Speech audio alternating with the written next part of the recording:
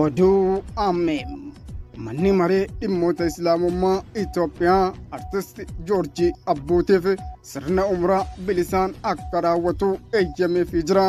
Sababni manni maree dhimmoota Islaamummaa Itoophiyaa artist Joorjii Abbuutiif badhaasa sirna umraa bilisaa badhaaseef artist Joorjii Abbuun fulbaana 25 bara 2018 sanbata guddaa darbee konsartii kabajaa ayyaana irreechaa Bishooftuutti qophaa'e irratti alaabaa Filisxeem haala addaatiin uffatee isteejiitti ol bahee aantummaa fi deeggarsa qabsoo abbaa biyyummaa Filisxeemotaatiif qabuun onnee guutuudhaan waan agarsiiseef artist Joorjii Abbuun hojii seenaa qabeessa biyya Itoophiyaa addunyaa biratti beeksisee waan hojjeteef kabajaa fi badhaasatu isaaf mala.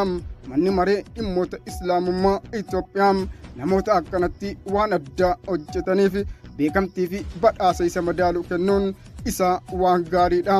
Hojii akkanaa manni maree Islaamummaa Itoophiyaa itti fufee cimee hojjechuu qaba. Pirezidaantii Majlisa Itoophiyaa Sheek Hajii Ibraahim Tufaatiifis galata guddaatu mala.